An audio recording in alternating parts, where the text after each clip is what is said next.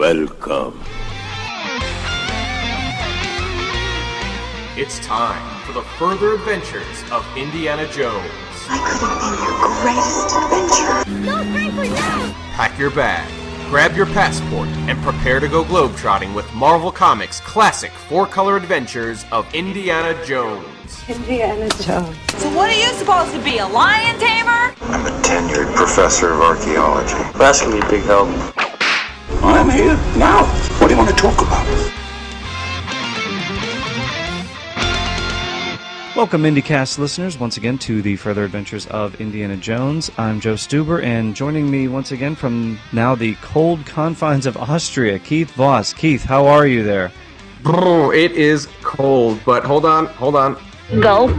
Just did my shot. I am nice and warmed up. I'm ready to go. How are you doing? It looks like you had some interesting adventures at Mid-Ohio-Con. Between the two of us, we've been hitting a lot of Comic-Cons this year. Yeah, just a few weeks ago went to Mid-Ohio-Con, got back from that, and great time. Met a lot of indie artists, a lot of indie creative types there. Michael Golden, somebody you had met good recently. Buddy, Michael Golden. You talked to him up in Comic-Con, but I got to meet him. Signed issues 23 through 25 for me, Star Wars 38. You and I both now have a complete set of signed Michael Golden covers. Look at that. We do. It's incredible. And also Bill Sienkiewicz, cover artist on Further Adventures 26, he was there. And Steve Scott, he was the artist on Indiana Jones and the Tomb of the Gods. So I got a set of those signed as well. He was great. He was great to talk to. We got to chat about all things indie for a little bit. And also met one other creator there. Got something signed, and don't want to spill the beans on that one just yet because there's a possibility we might be speaking to that individual on an upcoming segment of Further Adventures. So, interesting. Stay tuned. We're meeting a lot of people and talking all things indie, so it's been fantastic. But speaking of all things indie, issue number 4, and we made it through the Devil's Cradle of issue number 3 and heading straight into Stonehenge. Stonehenge. Well, that's right, the gateway to infinity. I'm looking forward to getting into these issues. They get back to more of a Raiders formula here. Agreed. You have the mini adventure, going into indie teaching, talking about the MacGuffin, actually having a woman sidekick that they may have a romantic link, and he's fighting Nazis. Yeah, it's these are some fantastic stories here, and if you, for our listeners, if you don't have them, make sure you get that single issue if you can track it down at a comic store or on eBay possibly. Also the omnibus. As we always talk about, and also the Marvel UK Annual. So for some of those listeners in the UK, maybe you can snag a copy of that. It's the 1990 Marvel UK Annual. Reprints issues 4 and 5. We'll talk about that more in our review of the issues, but boy, is that a fantastic book to have. I was able to snag a copy of that. Yeah, you are lucky. That's got a great cover, too, one of the rare indie photos. Yeah, the deleted scene with the tarantula on it, so that's actually crawling up from Last Crusade, that's right, from the Path of God, I believe. That's right, and covers both issues, both written by David Michelinie. David Michelinie. Wow, I wonder what he's up to. I don't know, but I tell you what, that was a huge surprise we have for our listeners right now. That's right, we've got an interview with the writer of Superman, Spider-Man, Captain America, Iron Man, Star Wars, all these characters, the creator of Venom. The resume just goes on and on and on. David Michelinie is going to be joining us in Club Obi-Wan. It's an eye-opening interview. He drops a couple of bombshells in this interview. You guys are going to be pretty surprised, just like we were. He does. I'm still reeling from a couple of them, and just some information in there that I can't wait to talk about in our recap. But let's go ahead and get right to it. That's man right. Himself. Club Obi-Wan's changed a little bit. There's a lot of balloons and holes in the wall. What's going on here? Jeez. Something happened recently. I'm not sure what's going on. Something must have happened. Yeah, exactly. But you know what? Enough talking. Let's get to the interview. Bring on the dancing girls, and let's talk to David Michelinie. And anything goes. All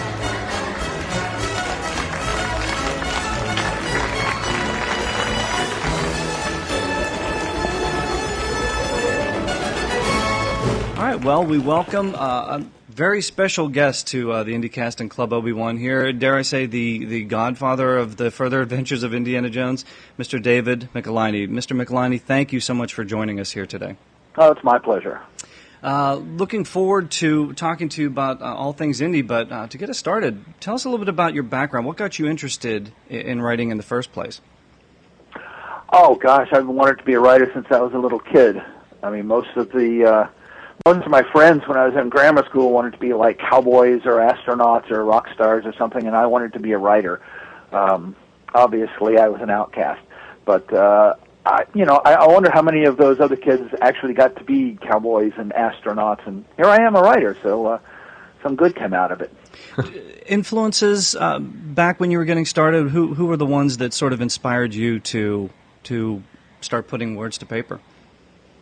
A couple of the main ones were, Doug Mensch was very good to me. I wrote him a letter when he was writing for the War in black and white, and he was very nice, sent me some sample pages of script, a tear sheet of an article he'd written for newspapers, and just gave me a very positive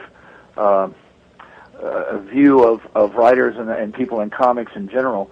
Then when I actually started writing, I'd have to say Lin Wein's Swamp Thing was a huge influence. It showed me how you could put actual literature and pictures together and have an adventurous, entertaining story.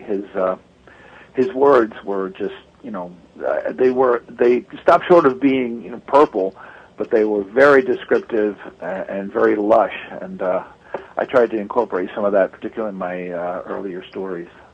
What was your first break into the world of comic books, and how did you get that break? Back in the early mid-'70s, DC Comics started something they called the Apprenticeship Program, where they were offering to consider people for jobs as apprentices in the offices there, and to train them. And I was living in Kentucky at the time, and I sent in some sample scripts, and for some reason they bypassed the apprenticeship program and went right to Joe Orlando's slush pile, which is unsolicited manuscripts. Joe's assistant at the time was Michael Fleischer, and he had a little time after lunch one day and picked up the top thing from the slush pile. It happened to be one of my scripts, and he wrote me a letter saying I showed promise, but they couldn't work with anyone outside of the New York area. 2 weeks later, I'd moved to New York and said, here I am. So they kind of had to give me a chance. I think they were both a little afraid and shocked that I had actually done that, but they gave me my shot, and I took it and ended up learning how to write comics, and the rest is history. Now, Mr. Michelinie, you had a pretty solid run on Iron Man, moving over to the Marvel side of things. How do you think the movie compares with the source material? I liked the first movie a lot. I liked the second movie. I think they did a very good job considering that they had to make changes. They couldn't just take a comic and put it on screen. Some of the characters, like Justin Hammer, seemed to be just taking the names and having nothing to do with the actual characters in the comic books. Yeah, I felt the same thing with Whiplash too. I felt like it was a little bit of an amalgam of characters. Yeah, Whiplash, Rhodey, Justin Hammer. But, they were movies. They weren't comics. And as movies, I thought they worked, and they're very entertaining. I agree. Spider-Man, Mary Jane, married. Superman, Lois Lane, married. Any other marriages you'd care to write about that will ultimately be broken up in a reboot? Probably every one. No, I don't know. I'm not on Indiana Jones anymore, so I can't marry him to Marion. So, yeah, I don't really know why they reboot. A lot of times it seems to me a reboot is only necessary when you've run out of ideas or sales are in the toilet and you need to do something to try to sell more comics in this instance. It's a little sad, yeah. I put my heart and soul into a lot of stuff, and to me it matters. And then to find out that, okay, those incidents no longer exist in the current continuity is a little disappointing. But there's always reprints and trade paperbacks, so the stuff I wrote is still out there if people have any interest in reading it. So, yeah, I guess publishers do what they feel they need to do. Now, what's first, Todd McFarlane's pencils or your words? And what was your reaction the first time you saw Todd McFarlane's pencils to your words? Most of Marvel's work at that time, and that's changed a lot, was done in what they call Marvel style, which is you do the plot sent to the penciler draws the pictures, the pages are sent to the writer, and he adds the words, and it's sent to the letterer and the inker, as opposed to full script, which is like a movie script where you just sit down and you write panel 1, this happens, here's the dialogue, panel 2, this happens, panel 3, this happens. Right. So it was plot and then penciled. When I first saw Todd's pencils, I was blown away. I mean, they were just so fresh, so original, so dynamic, so entertaining. I thought, this is great. I love this, and it made my words better. I loved everything Todd did on the book. It was more motivating to you to see pencils that good. You can't help but be affected by the pencils. If you got dull pencils, you can write your best. Well, hopefully you write your best when you've got dull pencils and good pencils. But just by the nature, if you're more interested and excited, your words are going to be better. So, sure, yeah. Sure. And Carnage and Venom, how much of a blast is it to write those characters? I mean, did you create both of them yourself, or did you just flesh them out? And as far as Venom goes, what did you think of the Spider-Man 3 version of Venom? Well, yeah, I created both Venom and Carnage. Venom actually started out in Web of Spider-Man. I was leading up, I had a couple of instances where someone pushed Peter Parker in front of a train and in one point and reached out of a window and pulled him off a building, and his spider sense didn't tingle. Those were actually what I was building up to be Venom, which at the time was a female character.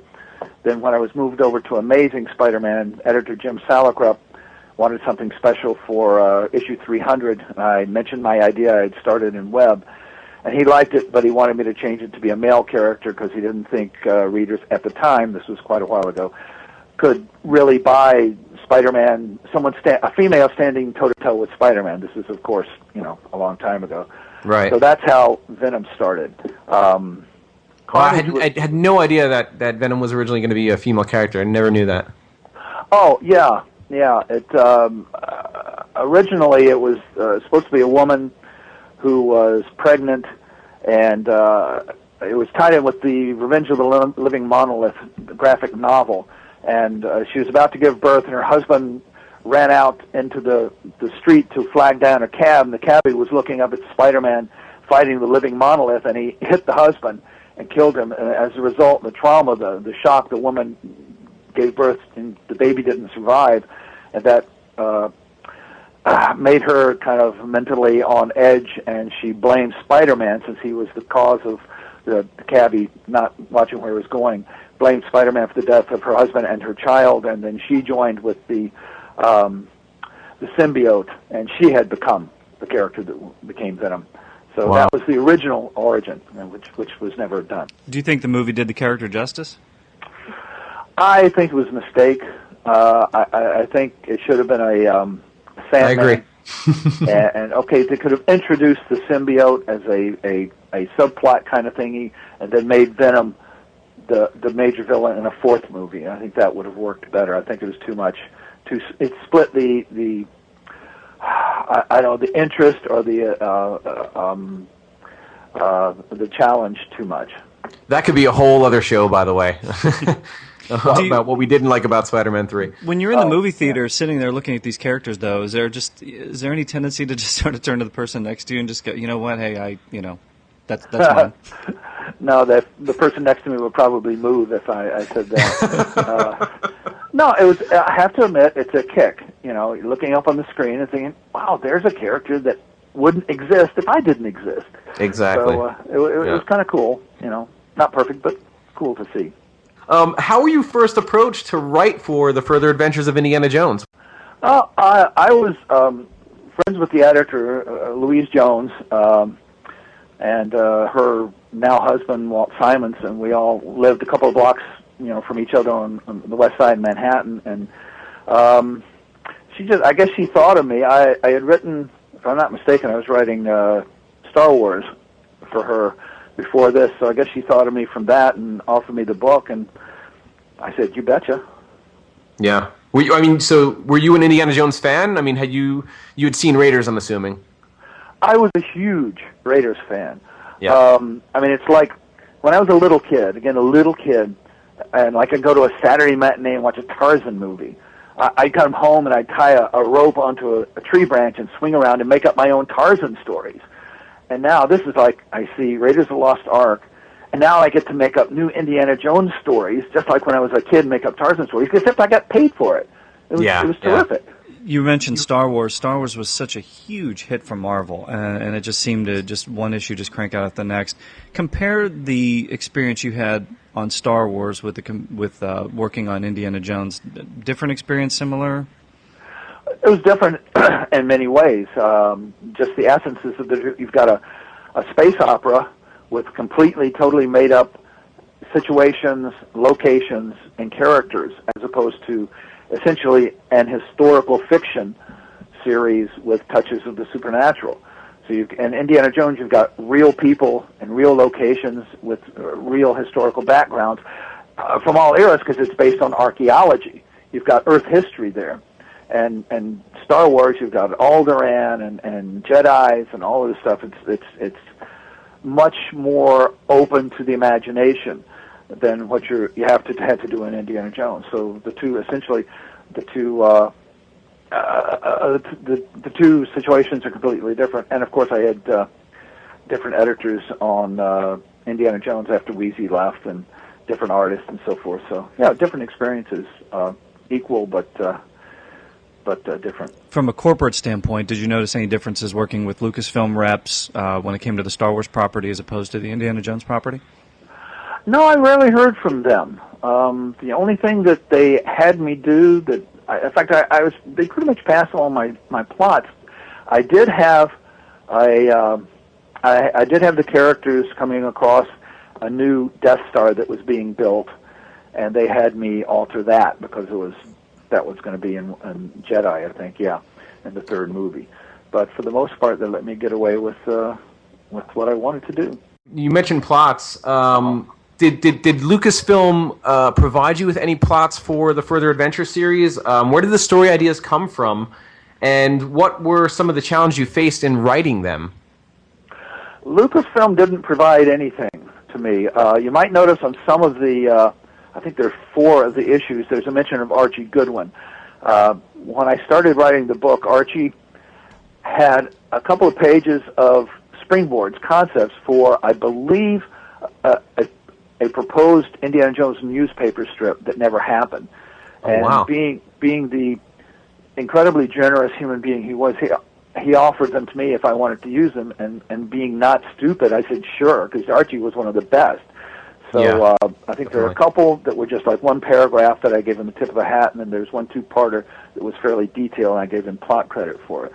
But as far as Lucasfilm, they didn't ask anything. After that, other than the Archie stories, and one story at the end, which I give credit to Ron Fortier, who sent me. Let me see if I can find them here. That was issue 26 and 7. The Buffalo Bills. I think it's Buffalo Bills. Buffalo Bills, Trail of the Golden Guns. Of the Golden Guns.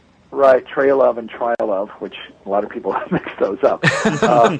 But yeah, he sent me a newspaper clipping, I think, about these Golden Guns. Other than that, all the ideas came from my head and, I guess, historical references. Well, just on a personal level, we appreciate the work that both you and the late Archie Goodwin did on 9 and 10, because I know Keith and company have been able to tweak that a little bit into one of our radio dramas that we have here in the IndyCast. So cool. That was a fantastic story. What did you think working on that one? So you got a detailed outline on the Gold Goddess? Yeah, I don't remember how detailed. This was, back in 1983, so I don't remember how detailed, but detailed enough for me to give Archie plot credit. It wasn't like page by page or whatever, but it was essentially the story, which I adapted into a 2-part comic book. What did you enjoy more, the original series or adapting the movies Temple of Doom and Last Crusade? Doing original stories. Adapting movies Adapting movies to comics is a technical exercise. Someone else has already done the story. Your job is to take that story and put it into a different format, trying to keep it as close to the original as possible. With the original stories, the only limit is your imagination. So you get to do all kinds of new fun stuff.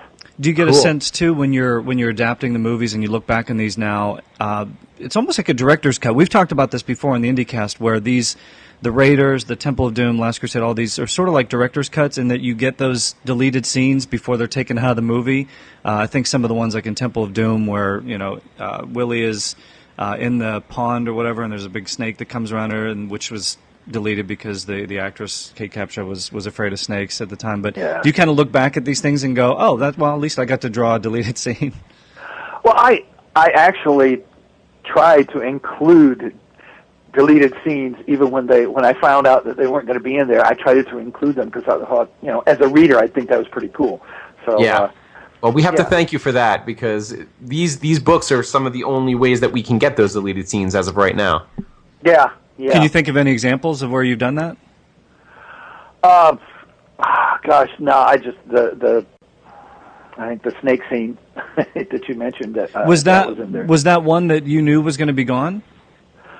I'm pretty sure, because I think they changed it to bats or something, or yeah, it became that sort of comedic where she's running around screaming in the camp and grabbing bats and stepping on things, and which was on because there was a snake joke in there anyway. But But yeah, that's okay. That's interesting then, because we kind of wonder that as readers and fans, that we look back at that and wonder at what point did you get the script or the outline or what you're looking at as a writer. When are these things dropped? When are these things dropped from the actual shooting script and when you get them? Yeah, some of them are, some of them aren't. Everything that's in any adaptation that I've done, everything that's in that adaptation was in the script that I had, because I don't feel it's my job to add anything. I feel it's people who buy an adaptation aren't looking for my take on the story. They're wanting to relive the movie experience, so I try to be as close as possible. So if there's any deleted scenes in any of my adaptations, it was in the script. It seemed like on the first few issues, the first 3 issues of the Further Adventures of Indiana Jones, there was a little chaos going on. I don't know what you saw, but with John Byrne leaving the book, and then even with Gene Day penciling issue number 3, and then his unfortunate death, and then you're brought in on issue 4, different pencilers. So, did you see or hear any of that over the first 3 issues as these were being put together before you entered in the book at issue 4? Yeah, no, I have no idea what the situation was before I started my book, my story, my series. I just told them, okay, here it is. Here, start with issue 4. Have you ever talked to John Byrne about it? I mean, he just really had a bad time on the book. Yeah, I don't know. I know nothing about those 3 issues, really. Well, what was the general feeling towards the book, the general attitude? Were people excited about Further Adventures of Indiana Jones, or were people just like, oh, it's another job, here you go? It's been my experience, for the most part, licensed properties don't generate a lot of excitement with most writers, pencilers, and editors. It's like, okay, this is something else. This isn't ours. Like, this isn't Marvel. This isn't Spider-Man. This isn't Fantastic Four. This isn't X-Men. It's kind of like a lot of people, unless you find someone who really loves the project, which I loved both Star Wars and Indiana Jones, and it was a huge kick for me to be able to write both of those. But a lot of things, I won't mention anything because I don't want to embarrass anybody in case, they're, just doing it as a journeyman kind of project, but they didn't at least they didn't at the time seem to have as much prestige within the industry as original comics projects. Marion Ravenwood didn't come in until issue 6. Do you know what took so long in bringing her into the book? The fans were certainly screaming for her. No, I mean, I wasn't given any restrictions. Again, I have no idea about issues 1 through 3. Issues 4 and 5, I don't know why I didn't include her. I wasn't told not to. Issue 6 was one of the ones that was Archie's idea, so I guess he included her, and I included her, and then went on and just used what was in the movies. Did you get a kick out of going back to the movies and saying, hey, let's bring in some of these characters that people were really familiar with? Oh, absolutely. I mean, here's Captain Katanga, here's Belloc, yeah. Just, putting the movie characters in it gives it more of a connection to what readers have seen on the screen, and it's, makes it more, gives it a wider field of experience, I guess. Keith, we've got the writer on the phone. Let's ask him. Is that Abner in those issues, or is it not Abner?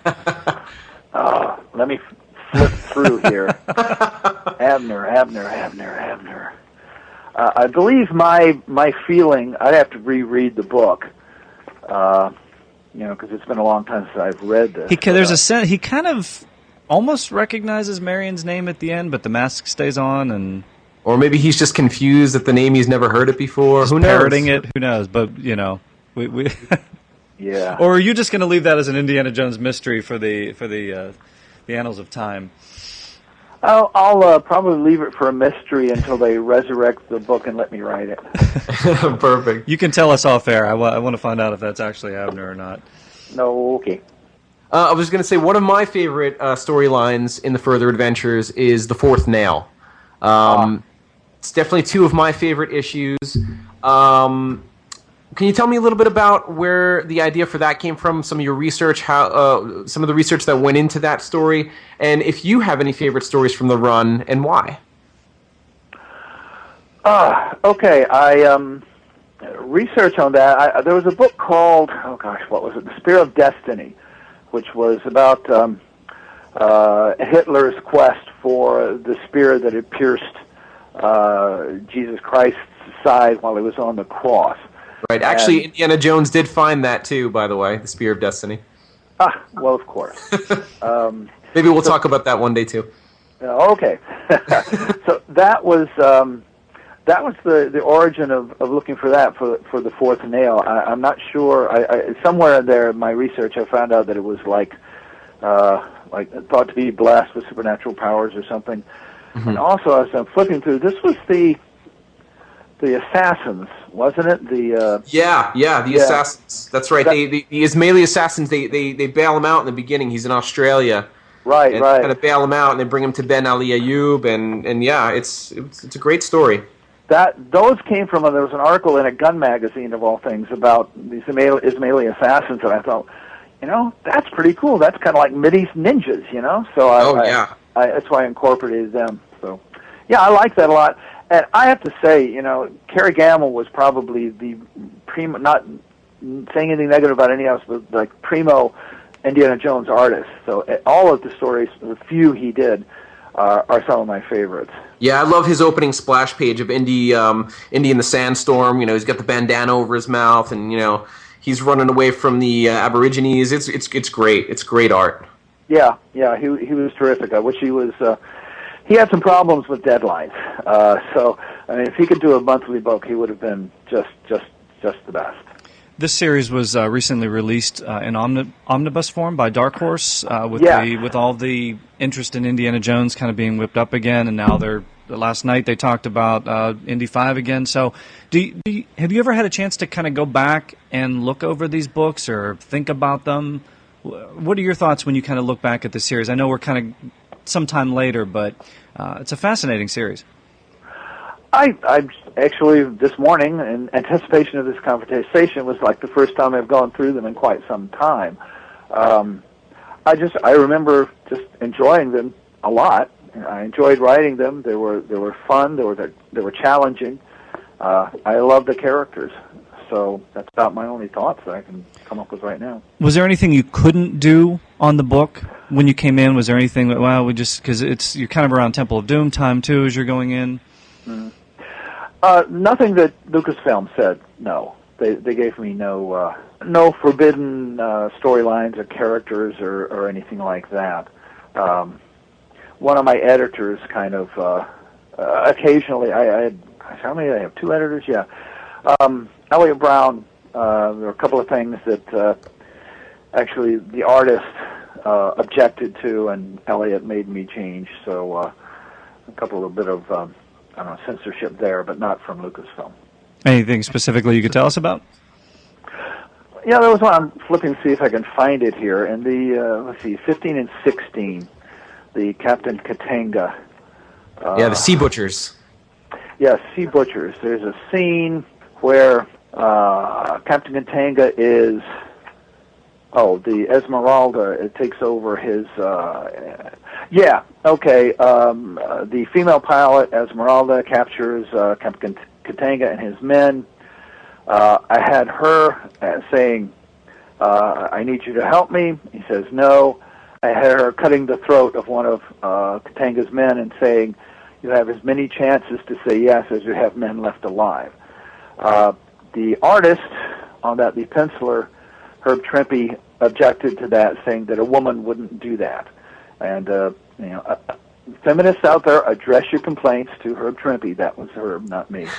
And so Elliot agreed. He had approved it in the plot, but he went with Herb, and they had me change it to, she orders one of her men to cut the guy's throat off off panel rather than her. So little things like that. Yeah, some pretty intense stuff there. I mean, well, it's supposed to be. I mean, these aren't. Right. In the movies weren't for kids. I mean, there's some really nasty stuff in the movies. You know? Yeah, exactly. So I'm glad you carried that over to the further adventures too. Did my best.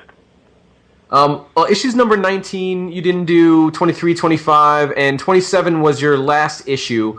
Where'd you go, and why didn't you stick around? I had problems with, with some of the other people in the book, and Gotcha. It just got to the point where it was not as fun as it used to be. So I left.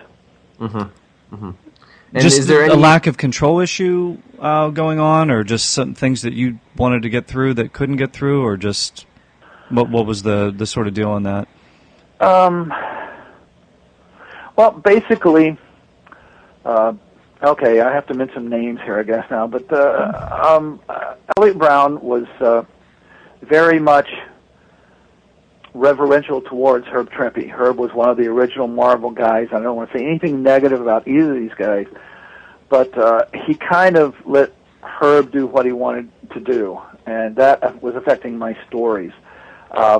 Specifically in the two-parter, the Search for Abner, and the first part, issue 17, I turned in a plot which was, I think, page-by-page plot, and I thought it was kind of full for 22 pages. So there was one scene which I wanted in there, but I instructed Herb, telling him that if there's too much to fit into 22 pages, you can delete this scene.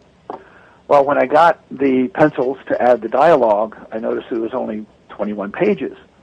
So I called the editor, and he said, Herb said there wasn't enough story to fill 22 pages, so he asked if he could do a poster page, and I said, sure. That's what the editor said. Well, I looked through it, and the scene that I wanted, but was afraid might be too much, had been deleted. Not because there wasn't enough room, but because Herb wanted to do a poster page. And the poster that he drew, now Herb flies biplanes. He loves old planes.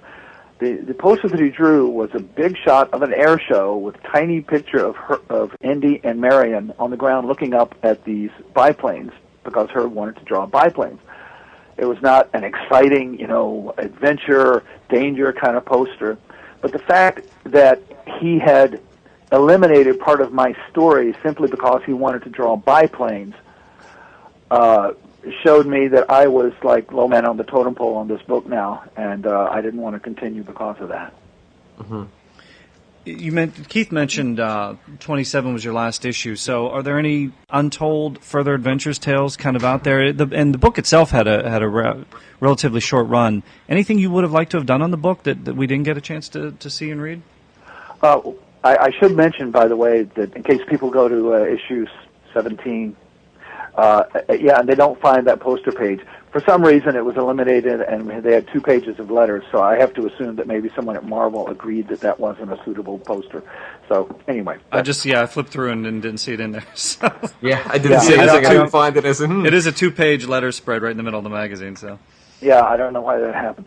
Well, there were several stories that I had plotted, the ones that Jim Owsley, now Christopher Priest, wrote.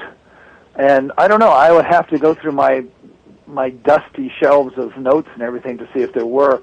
I mean, I would make notes of, this is a cool idea, or that, here's some historical thing that might work. So, but I don't remember offhand if there are any specific stories that I was... we would love to get our hands on some of those notes. Oh, my God. Sometime when I've got a couple of weeks to dig through the stacks. All I'm picturing is the warehouse at the end of Raiders and David walking through these stacks of boxes and blowing dust off them and Keith and I salivating over it. Yeah. If you need any help with that, you just let us know. We'll give you a hand. Okay, I'll give you the address of the warehouse. There was supposed to be an issue 35, and I don't know if you were still interested in the book by that time. This is months after you left, but it was solicited. The book ended, obviously, when at the time in Marvel, if books weren't selling, that was it, even though they might have been in the works. But have you ever heard of anything of an issue 35 or something floating? We ask everybody this, and we're still trying to track it down. Yeah, no, I was completely gone and divorced from the book by that time. Okay. Gotcha. How would you write Indy today if you were back on an Indy book? Probably pretty much the same. I go to the movies, 4 of them now, and I would watch them over and over again and try to absorb speech patterns, attitudes, atmosphere, and try to reproduce that as best I could with original stories. Did you see Kingdom of the Crystal Skull? Of course. What'd you think? Disappointing. It was great seeing Indiana Jones back, great seeing Harrison Ford back in that role. There were some good things about it. It's just, I think they went too far for the absurd. I mean, someone surviving a direct nuclear blast by staying in a refrigerator, 2 guys fighting with swords on vehicles that are zooming through jungle trails, which would be bumping and bouncing. It never happened. Things like that. It's just like, no, that wouldn't happen. And the ending is still so... I mean, I read the novelization to find out what the ending really happened at their ending, but I still don't know. So, yeah, it was disappointing. I've got it on DVD. I'll watch it, but it was a little disappointing, I thought. What's your favorite Indy time period? Do you think about young Indiana Jones? You think about the time period that you worked on in the 30s? We've got those sort of untold mystery years in the 40s, and then you've got Crystal Skull. If you were to tackle it now, what era would you like to sink your writing chops into? That's interesting. If I was stuck with one, I'd like to do all. I mean, the 50s are kind of... I mean, that's when I was a little kid. I wouldn't mind handling the 50s just because I had a personal nostalgia. But I think the best movies were set in the 30s and the early 40s, before the United States got into World War II, and probably that's where I would focus most of my attention. Do you have a favorite Indiana Jones film? It's got to be Raiders. That Raiders. Started it all. That defined everything. So yes, yeah. Good call. Just looking back at the series now, quarter century later almost. Yeah. What are your thoughts on this series as a whole? I mean, it's hard. I think sometimes it's hard for creative people to see something when they're in the middle of it. But now, with the passage of time, looking back, 30th anniversary of Raiders, we're talking about these issues again. We love them. There's a whole younger generation that's now going back and looking at these issues with the Dark Horse reprints. What do you think of it personally when you go back? Because you did a bulk of it. Well, to give you a really honest answer, I'd have to go back and actually read each of the issues, which I haven't done in a long time. What I did this morning in reading bits and pieces, and I read mostly the first and last pages because those are the 2 most important parts of any story. At the very beginning, you got to draw the reader in. The very ending, you've got to leave them satisfied or, hook them for the next issue. As such, I thought those worked. I thought the character, I'm happy with my handling of the character. He sounded to me like, Harrison Ford.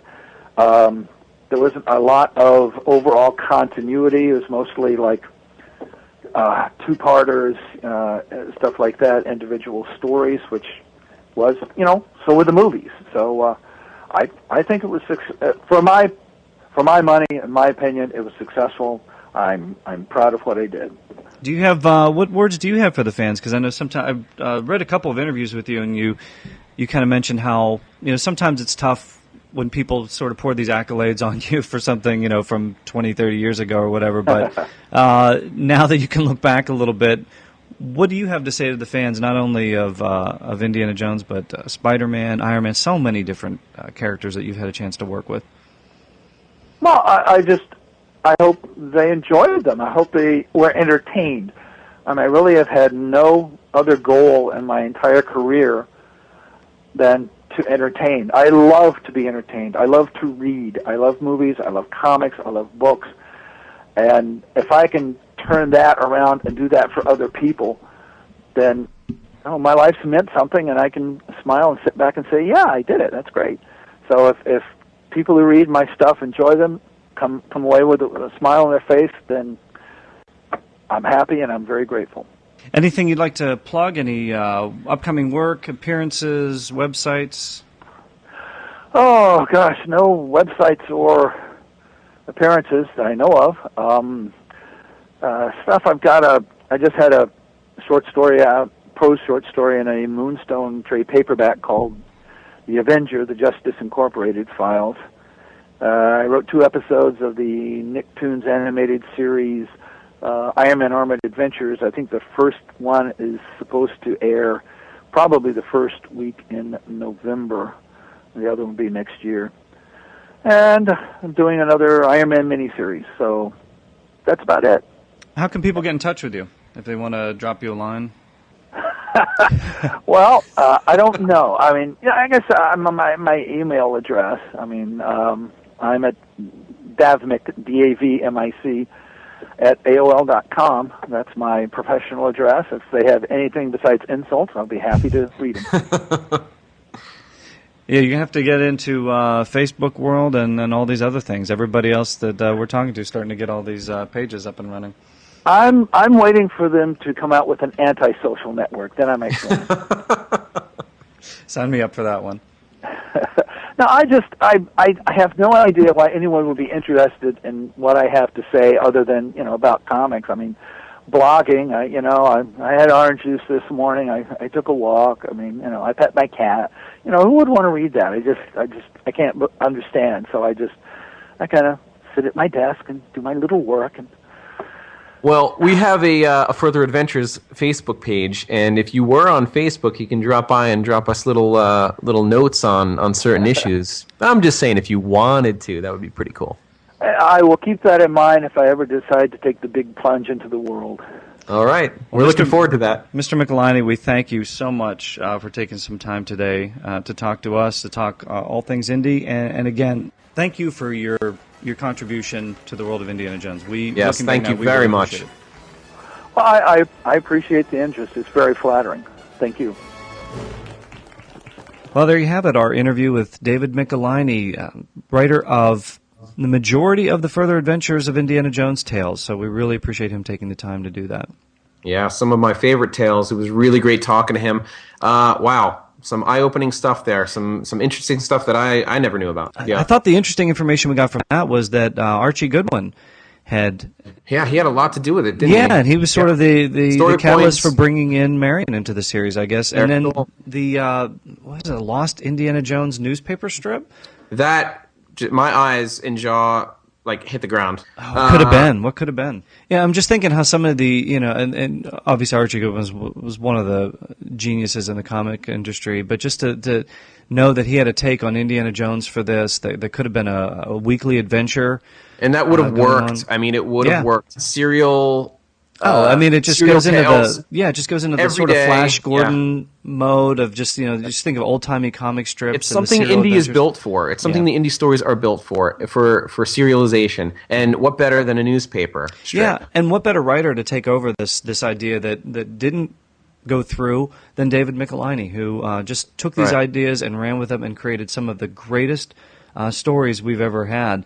And some that we don't even know about. That, to me, was the biggest part of that interview, was these lost indie tales. Lost indie tales, exactly. And we did make the offer. Hopefully he stirred up something. Maybe he will go look for them. Who knows? If anybody from Dark Horse is listening, Mike Richardson, anybody from Dark Horse is listening, I mean, to get David Michelinie to go through and get some of these indie tales and make new Indiana Jones comic books out of them, or even possibly a monthly series. Those stories are out there. The ideas are out there. That's right. He is one of the greatest writers.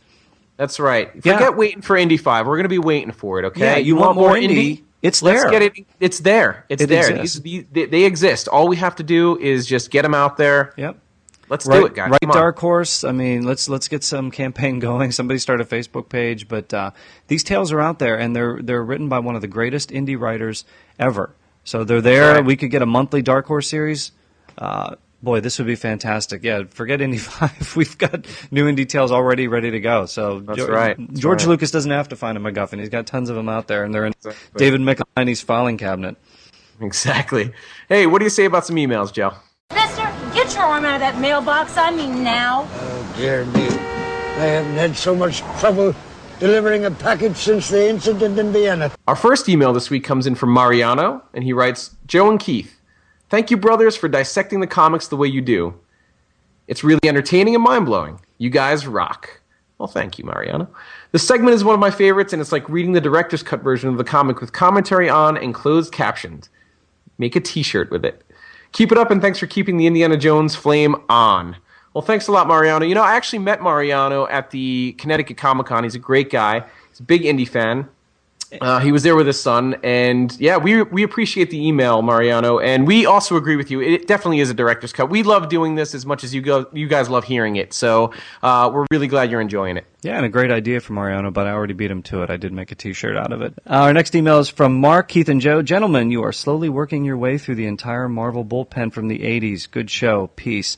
Well, then you must have been thrilled with today's show because that was one of our favorite gets, and you are not going to be disappointed with some of the upcoming episodes as well. We got a great lineup.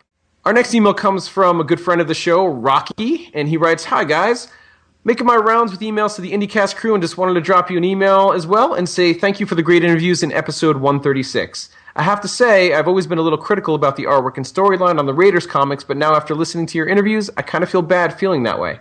It's amazing how much was happening behind the scenes and how little information they had to use to bring us the comic. I definitely appreciate it more now. I guess even 30 years later, an old dog can still learn. Thanks for teaching, and thanks to everyone for bringing the comic to life. Looking forward to the next segment. Thanks again, Rocky." Well, you know, Rocky, I totally agree with you. I feel bad as well. After listening to those interviews, I have a new respect for the Raiders adaptation. See, I told you the artwork wasn't that bad. Yeah, you know, sorry. What can I say? And our last email is from Stu from the Raven message board. Stu says, our good friend Stu? Yeah. Stu says, I've been catching up on all the IndyCasts that I missed over the summer and just listened to 134 with the Richard Howe interview. He said that the canon, here we go again. The canon in issue 3 was changed from the original idea of a Gatling gun because he told Denny O'Neil that the Gatling hadn't been invented until 13 years after 1936. What? The Gatling was invented during the American Civil War in the early 1860s. It was used successfully at the final battle of the Second Anglo-Zulu War in 1879 and not so successfully in the Canadian Northwest Rebellion in 1885, the Spanish-American War in 1898, etc. Have you and Keith done a segment for issue 4 yet? If not, here's an anachronism and mistake for you guys. After Indy and Karen May's escape from the subway tunnel, Karen compliments Indy on his quick thinking, to which he replies, "Thanks, but Montreal should get the credit. I worked a dig there a few years back. Subway construction crew had uncovered a Seneca Indian burial ground. I learned a lot about Senecas and subways. First, there was no subway construction in Montreal back in the early 30s because the digging only started in 1962 in preparation for the 1967 World Expo. 2, the Metro digs yielded hordes of First Nations artifacts, but the Senecas were too far west to be in the Montreal area.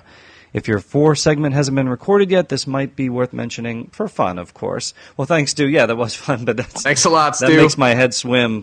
Stu's much more of a historian, I think, the two of us are. But that's great about the listeners. Send them on in. We want to make sure that we cover all bases. Well, we have to ask Stu now, what does he know about that cannon?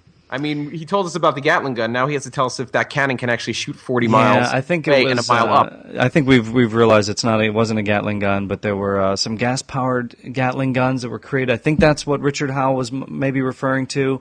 Yeah, we did a little research on that. So, but you know what? It's an Indy gun. It's a crazy Indy gun. It had a crazy long range, and you know, hey, this is the guy that jumped out of an airplane in a life raft, so and got nuked in a fridge. So, and you know what? The movies are filled with anachronisms, as we've heard on the trivia segment. So you know, we can maybe let this one go, but thanks for bringing it to our attention, Stu. And all things are possible in the world of Indiana Jones. Of course. Okay, that's it for the day then. Well, that's about all the time we have for today. We appreciate all the emails from everybody. Make sure to continue sending those in. Keith, where can they send those? You can send those emails to thefurtheradventures@gmail.com. And if you have any comments about upcoming issues that you'd like to hear on the show, just send those emails. And don't forget about our Devil's Cradle contest. Just send us an email with the headline, The Devil's Cradle, and we'll enter you into winning an issue of number 3. That's right. And we also want to thank David Michelinie for stopping by Club Obi-Wan. Thank you, sir. And as we said before, more surprises along the way. Club Obi-Wan, the reservations are coming in, so you will not be disappointed. And we'll catch up with everyone next time on The Further Adventures of Indiana Jones.